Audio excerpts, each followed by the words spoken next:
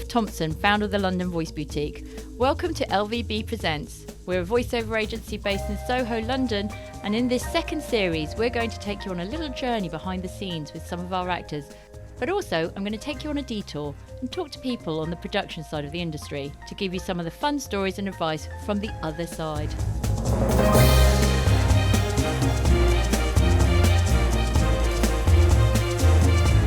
Hello, today I'm happy to welcome Glynis, Barber and Adrian Scarborough, both hugely successful actors, and I'm thrilled you both agreed to come on the podcast. Thank you. Hi Glynis and hi Adrian, how are you both? I'm quite well, how are Yes, you? I'm very well actually. Yes, I know we've got a nice cup of tea. great. Oh good. Yeah, Got my Earl Grey in my looking hand, after it's you. got my green looking good. tea, and yeah, we're fine. So, both of you are obviously represented by LVB and you've both done a lot of voiceover work over the years, but I wanted to talk to you both about the documentary side of things because that's not an area that I've covered yet in the podcast, and it is slightly different from your average commercial or animation voices that you have done. So can you just tell me a little bit about which documentaries what type of documentaries you do or have done over the years? And I'll start with the ladies first, Adrian. Quite right too. Oh dear, this could be long. Because yes, I've done nothing but documentaries, I think, for the last few years, because I was given a couple of documentaries and then it sort of snowballed, and then I ended up doing loads of documentaries from home in lockdown, which was brilliant, and then it's sort of continued. So yeah, I mean, I've done a lot of chocolate documentaries. Yes. Yeah, I've done series after series of chocolate documentaries. The Wonderful World of Chocolate, Hotel Chocolat. I've done cruising. Yes. Very expensive cruises. And then sort of one-offs, like I did one on Tiffany's, and I think I can't even remember. You've done Centre a lot Parcs. of royal family ones. I've done loads on the royal family. I think I do actually have a PhD in the royal family at this stage, and now currently and on my way is I'm now doing various palaces and royal residences, which I actually find very interesting. Yes, I bet. Because I love history. Yeah. So, you know, the history of, you know, who built them and all the various people who You must have learnt so passed much them. over the years. I Yeah. really, really have. That's yeah. brilliant. And what about you, Adrian? Well, I was going to say, one of the lovely things that I find about doing them is the things you learn along the way. Yeah. Which can be so gloriously random. Yes. From Yes. sort of, I did one about beer production Oh, really? in the United Kingdom, which, Yeah. you know, was a particular interest of mine anyway. Yeah. But the information that I garnered about how beer is made and, you know, all of that sort of Yeah. stuff is rather wonderful. I did one about the Grand Union, the building of the Grand Union Canal, and the development of the Grand Union Canal, which actually runs by my front door, Oh, right. which is rather lovely, through Hertfordshire. So that was very brilliant to find out lots more about that sort of thing. Like you, I did Hampton Court. Oh, did you? Which was very interesting, and not, in fact. Oh, why not? It was lacking in detail, I felt. You wanted to know more. I wanted to know more, yeah. Yeah, they do that. And I also, the other thing that used to frustrate me on the Royals is I'm like, come on, dig the dirt here. Yeah. Let's They're not allowed to get, say we know there's more going on, but they're not giving it. Sorry, I interrupted. No. Hampton Court. That's my territory, Hampton Court. No, but I think that's a really interesting one, because I think that often sometimes the information is very, very scant. Yeah. And sometimes sometimes there's sort of too much. I've been in situations where I've sort of gone, are we bombarding people here with an awful lot of information? Yes. And then the reverse is true, where people kind of go, do you want to say that? Is it all right? And you kind of go, well, it's your programme. Yeah. Do you It's get a entirely chance up to to you. say anything about the scripts, or do you feel like the scripts are written, they've been approved, that's it, you can't move off that? Well, often you're working to time anyway, so sometimes what they write just simply It's too will long. not fit. Yeah, it just won't fit. Or However many times you do it, it's or not gonna there's go like a in. huge gap. So they say, so sometimes, you know, you've got a paragraph this long and this amount of time, and you have to talk so fast, and I go, you know, perhaps you could just get rid of a few words, because I can fit it in, but I would be talking so fast. Yeah. And then you almost go into slow motion for the next line because there's a huge big gap. But they often do. I find that that they'll tweak and they'll cut things out or put them in as I'm doing it. Do you find that? I do indeed. Yeah. But it is quite nice sometimes to be part of the editing process as well. Yeah. I quite like that. Yeah. Yes, I'm quite cheeky because I'll often say, do you want to say it that way? I mean, you could just say that. And will they I'm go so with glad to hear that. I'm a notorious tweaker. Are you? That's so I have a very Okay. bad reputation for tweaking. But also sometimes they put words, you know, sometimes they'll give you tongue twisters and you kind of just have to point them out and just kind of go, that is a really, really Hard. convoluted and difficult way of saying what is Yeah. in fact a very simple sentence. If we Yeah. just ditch that word, and that word, it'll all come out so much And will better. they allow you to do that? Oh, yeah. Oh, good. Yeah, generally speaking. And also, do you find, and they'll sometimes, I mean, you know, the writing isn't always flowing, shall we say, and they will write a paragraph without any punctuation.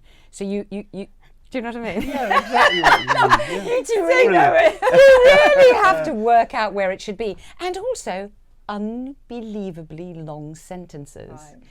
And the thing is, they forget you have to breathe. Yeah. You know? Yeah, They're yes. paying you not to breathe. Yes.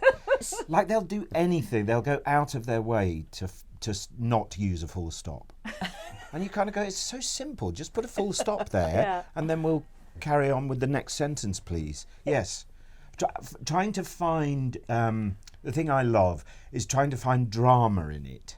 Right. Sometimes in the most banal things. Oh, I haven't tried that. Oh. I'm going to try You know how that sometimes, today. you know, so somebody will ask you to sort of but be very dramatic about a particular thing, even though it's not, you know, like it's 6 o'clock in the morning and You're talking about beer. it's yes, exactly. It's 6 o'clock in the morning and the stables have run into a real problem. Oh, yeah. Do you know what I mean? Yeah. And, you know, the Shire horses' tails are dirty, or something like that, and you have to make it sound life and death. But that's where your acting skills come in, right? Yeah, but sometimes it's so delightfully funny. That's so funny. Yeah. So, well, which are the... okay, so that leads me nicely into my next question. Which are the documentaries that you have enjoyed the most? Well, when I started my documentary life Yeah. with the one about chocolate, Yes. I did rather naively presume that I would get there and they would have chocolate for me. Oh, really? And they didn't. And I was so crestfallen and I was so upset, visibly upset, Really? that the producer went out and bought me some chocolate. Hilarious. No, really. And I said, because I think that was the Hotel Chocolat one, and I love Hotel Chocolat. I went, oh my goodness, they're basically going to have, you know, how naive. They're going to have all this chocolate in the studio. And I went, you got chocolate? And they went, no, we've had some. We know we don't. I was like, really? Really? And I mean, I could barely function. I could barely do the documentary because I was so upset. So I'm just nipping out for a moment. That's He so went funny. and came back with chocolate. And then she was so sweet, that particular lady, because I did a few of them, and every time I turned up, she said, here's your chocolate. Oh, really? And she'd gone on her own, you know, dime and bought me a chocolate. That's so funny. But she's no. probably like, well, Glynis, she has She to demands have chocolate. chocolate. Yeah. Take out the blue ones. So- Oh, that's so funny. Years ago, I did a commercial for Callard and Bowser toffees. Do you remember them? Oh, I do. Callard And their and Bowser nougat. toffees. Ooh. Oh, their nougat was good. And I was inundated with the wretched things. Oh, really? It was when they started doing them in tubes rather than in tins, and it was a big sort of promotion thing. And and I got sent home with a box full. I should send them the bill for my dental work subsequently, really. Do they still shouldn't I? exist? I don't know that they do, actually. I mean, that's part of no. my childhood. Oh, really? I remember those and the nougats. I used to love their Beautiful. nougats. Yeah, Yeah. they were really. Oh, I've forgotten about those. Yes, I Callard think you and should Bowser have toffees. demanded beer on your, On my on your yes, beer can you making. imagine? Yeah, Starting Where's my starting beer? a session at 10 in the morning. exactly. Where is it? Line it up. Yeah. So have you got any sort of funny stories from any of these recordings that you can share with us, or have we NDA'd everything and we're not allowed to talk about anything? I'm sure there are. Well, Apart from turning up and demanding chocolate. I mean, lockdown was pretty funny. Yes.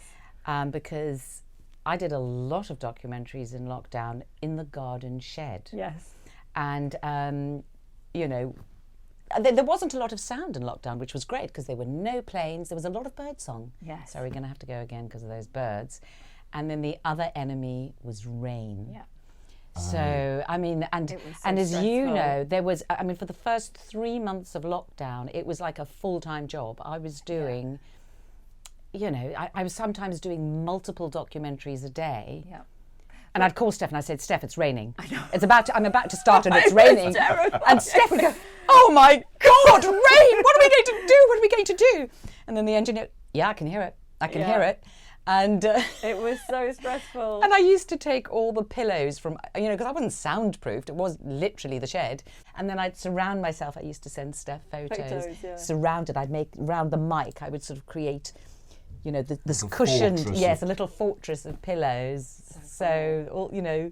It was quite stressful though, because it was all related to the weather. And generally we had a lovely 2020 was a pretty nice weather. But of course, the one day Glynis had 3 documentaries booked back in. to back. It was like, oh my God, the rain, what are we going to do? Very good. That was pretty stressful. But and then there was the time in lockdown. So I'd done The Wonderful World of Chocolate, and they were sort of quite popular. So they decided, let's do The Wonderful World of Cake.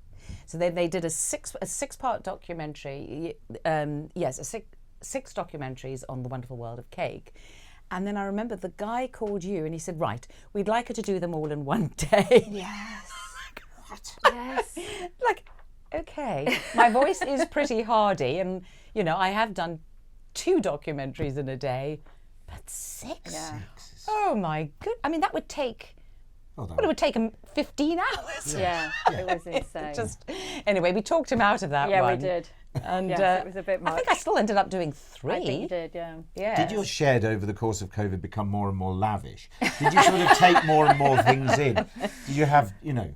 Oh, it is. It has change of costume. It has been rebuilt now. It is, you know, like a proper room, like but it's still, you know, it's a proper office now, but it's still not soundproofed, unfortunately. She was demanding cake be sent round, though. Yeah. I mean, you know, send round the soundproof. Yeah, exactly. But COVID was an extraordinary thing for that, wasn't it? I mean, I got together with several other actors who live in my town, and we convert. You know, everybody brought their spare duvets, and we all kind of converted this tiny little office that my wife used to use, and it was brilliant. It worked out really well for us. For voiceover stuff, and radio, and it got to the stage where, you know, we had to phone one another up to sort of say, "No, I'm in there tomorrow. No, I'm in there tomorrow." Oh, yeah, it really got, you know, it was great. Oh, wow. The work was so forthcoming. It really, well, I mean, a lot of actors really survived on that and that alone. We had to. Yeah, it was the only thing going. Yeah. There was like 2 months where we all just slightly looked at each other going, what do we do now? Thinking, oh, is this the end of my business? You know, and then suddenly it was like, set up from home, and I spent a good month just explaining to people how to set up from home. And honestly, the pillows and the duvet, I mean, Glynis was literally underneath this setup, which was just insane. But now we can laugh at the time. Well, I did get a bit worried because then I thought, because, you know, everybody's, you know, since lockdown, everybody wants to do everything from home. And I thought, oh God, what if they, you know, now I've got the planes. I've got the planes over every 2 minutes, and I haven't built a studio, so I'm still in my pillow situation. And I thought, this is not going to work for me if you know. But anyway, at least we're back in the studio now. So God, yeah. A massive big up for sound production studios as well, because they really did do some extraordinary things in a very short space of time. Yeah. I did, you know, radio dramas for the BBC where everybody was in disparate parts of the country. You know, somebody in Wales, somebody in the Lake District, and, you know, you listen to it at the end of the day and kind of go, do you know, I'd never know. Yeah. I'd never know. It was it's unbelievable. And, you know, they've got the thing, you just go on your computer and you know, you're talking to the producer and you're talking, you know, to the engineer, and it's almost like being in the booth in some ways. Well, it is, it was unbelievable. Yeah. It's amazing. Lastly, on documentaries, I just wanted to ask you, you know, what are the main differences that you find recording a documentary versus an animation or a commercial voice? Because you guys have both done a lot of all of that. And what advice would you give to someone going to do a documentary for the first time? Because it's actually quite hard getting into the documentary industry. So you guys have established yourself, but what would you say to someone going in for the first time. Don't be afraid to have a dialogue in the room. Right. Because as we've just said, Yes. if there's, if you simply can't fit what you've got to say into, Yes. don't get in a panic about it. Just have a chat with them. And Yeah. I do think the dialogue side of things is pretty important, really. Absolutely. Yeah. Yeah. And I think do your prep, because I mean, I always do, and I mean, it's not that time consuming, but I always read it out loud to myself before, because as I said, sometimes a sentence will be quite clunky, or sometimes it'll be very, very long, and it's not always punctuated. So breathing is very, very important. So I think the breath has to be used as punctuation. So if you take a breath, that's like a comma. So your breath has to come in the right place. So when you have a long sentence, you almost have to work out where you can take that breath. And if you haven't done that prep, those long sentences are going to take you by surprise, or even making sense of the sentence.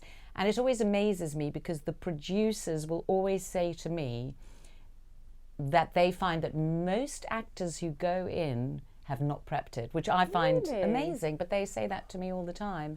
They say people just come in, and also they said they're quite grumpy, like they sort of doing a bit of a favour, or they haven't prepped it. Wow. Yeah. I have so many actors who want to do more documentary Well, reads, and so yeah. I'd be surprised if they turned up and hadn't read. I would be, the first thing I'd say is like, really prep. You can't always prep a commercial. You don't know what the script is, but you do get the script. You do. It is important. And you do have that opportunity, and also it just makes it so much easier in the room. Like it'll go smoothly if you've prepped, and it'll also be quicker, because they always say to me, my goodness, you're so quick. Yeah. Because I can rattle out a documentary in, I mean, I've actually done one in an hour, but or in an hour and a half, if it's a 90-minute, in 2 hours tops. Yep. And they go, people are usually 3 quite to a bit 4. longer. Yeah. But it's because I've prepped it, and so I know what to expect. I think that's really important. Very helpful. On a more general note, I was going to say, how do you prepare for a voiceover session? But I'm talking about, have you got any rituals? Like, some people sort of say they don't have dairy before a session. Or do you have any rituals, Adrian, that you'd like to share with us?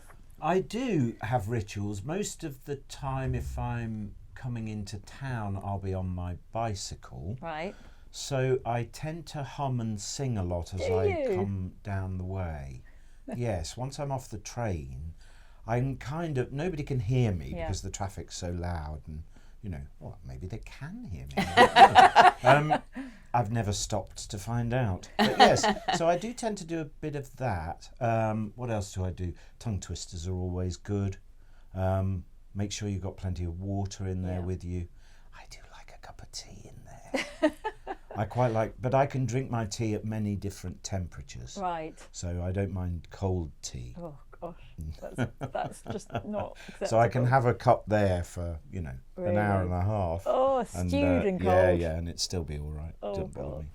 Well, do you know what I mean? I don't really do any voice work before that, and unless my voice is feeling a bit rough. So I don't do that. I will make sure I do eat at least a little something, because I don't always eat breakfast, but I'll always make sure I eat something. Otherwise, you get the rumbly tummy in the middle of the voiceover, and loads of water. Yeah. I'm constantly drinking water while I'm doing it. Yeah. No, it is wise to have. Not just for your voice, but just keeping hydrated in a very small studio. Yeah. With It can get quite hot in there, They isn't can it? get hot, or they can get cold and dry, and Yeah, fair enough. Brilliant. What's the most unusual direction you've ever been asked to perform in a voiceover booth? Have you got something that's slightly out of the ordinary? I did a commercial. I won't say what it was for, but it was sort of trying out various ideas and various voices for a llama, a speaking llama, and I tried everything, and they were still not quite convinced with my llama. And it's that thing where you kind of go, I think I'm spent. I think I've given you we've been the length and breadth of the country geographically. We've been abroad to several different continents, and it's still not quite there. Can you give me more llama? I need to visualise llama. And in the end, I just sort of said, I think my idea of llama and your idea of llama are two very different things. Yeah. So what's your idea of a llama? And he actually was quite helpful. And we did end up finding a common ground, which was going back to the first voice that I did. Really? Yeah. Isn't that often But the way? I find that a lot with Yes. with this work, is that often you can do sort of 2 or 3 takes at the beginning, and chances are they'll go back to the beginning. You'll go round the houses for 45 minutes, but ultimately you'll end up back where you started. Yeah. I haven't done a lot of animation, actually. I'm not sure if I've done any. But I know, with commercials, what's always a tricky situation, a big makeup company I did those campaigns for. And there would be a lot of people in the room or in the room and online. Yep. So you've got the ad people, you've got the client, you've got the producers, you've got the technical team. So you've got 10 different people giving you direction. Yeah. And it's all conflicting. Yes. But they all want you to do what they're saying. Yeah. I remember having a few sessions like that. Yes. And that was... And the direction they're giving you, it makes no sense whatsoever. Yeah. And in the meantime, you'd given quite a good spontaneous read to begin with. And now, okay, we want you to go up on that line, down on that line, sideways on that line, happy on that word, but a little down on that word. Okay. Really and then you try and do it, and it sounds so stilted. And then, as you say, they end up going, yeah, actually, the first one was, that was really good. Let's go with that. That's funny. So, I've been in those sessions, I'm afraid, Glynis. Yes, you know what I'm talking about there. I do. I think it's really interesting, though, that actors' instincts are often correct. Yeah. Not bigging us up too much. Yeah. But I think you're right. But, I think that if you've done lots, I think you do have a sense for what's required and what's needed. But I think when you have that many people in a room, they all have a different idea, and they all need to make you jump through that hoop to then go, oh no, you were right. But they kill the spontaneity in a way. But I mean, when it's a commercial and there's a it's a big campaign, I understand. But I also think often the people giving you the notes are not necessarily directors. No. It could be an ad man or something, and everybody wants to be heard, and everyone wants to have their voice and put their 2 cents in. So those can be. Do you know what I mean? They all want to have their say and their little moment. Yeah. And those can be really difficult ones to navigate. To be honest, trying to work out exactly if they're on the same page or not. Yeah. Okay, if this is my sort of like dinner party guest sort of question, who would you most like to share a booth with? It's one of those where you'd be like, in an ideal world, anyone, who would you most like to be in a voiceover session with?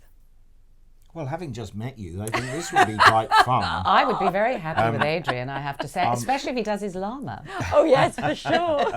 I want to hear the llama. There'd be lots of We all want to hear the llama now. I can tell you who I wouldn't want to be in a session with. Are we allowed to say that? Well, I was once in a radio studio with Anne Reid, and we didn't get anything done all afternoon. Oh my goodness, we were just so bad for each other. Oh, really? Yeah. I mean, it just got stupidly giggly. It was very, very silly. Patrick Barlow as well. Do you know Patrick? No. Oh my God, don't get me anywhere. Oh really? Is that the because two you of us just simply can't focus or no, concentrate at all. Bill Nye, I love. Oh yes. The effortlessness of Bill Nye, I think, is very, very wonderful. Have you ever worked with him? Yeah. Oh. Yeah, glorious. So he'd be fun to weave. Oh, it's just delightful. Yeah. I don't often share my booth. No, I'm used to just being a solitary little thing. Myself and I. I think the only time, actually, I'd forgotten that I do audiobooks sometimes. So then I might find myself in a studio, and they've got the actors dot around, sort of playing the different characters. But anybody who's funny, that's it's not going to work. Start laughing. Yeah. I mean, just put giggly actors together, and it's absolute nightmare. Yeah.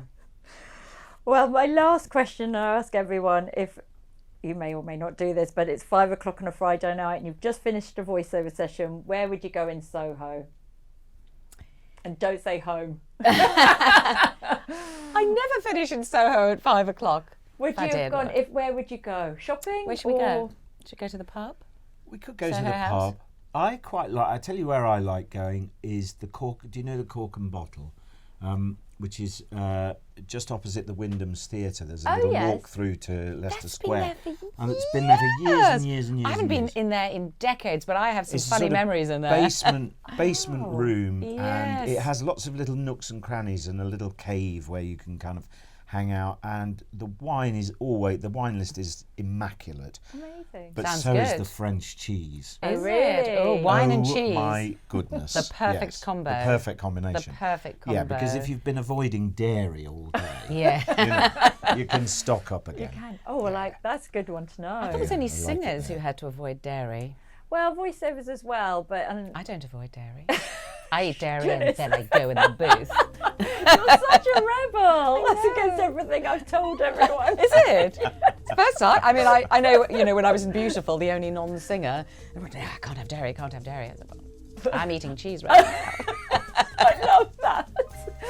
So there you go. All the advice we've been given all these years out the window, according to Glynis. I love it.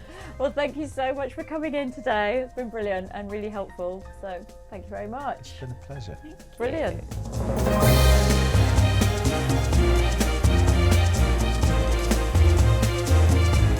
And that's it for the show. Hope you liked it. And if you did, please rate and review the show wherever you get your podcasts. LVB Presents was presented by me, Steph Thompson, and produced by Mike Hanson for Pod People Productions, and recorded by Sean Dios at Jungle Studios in Soho, London. See you next time. Pod People.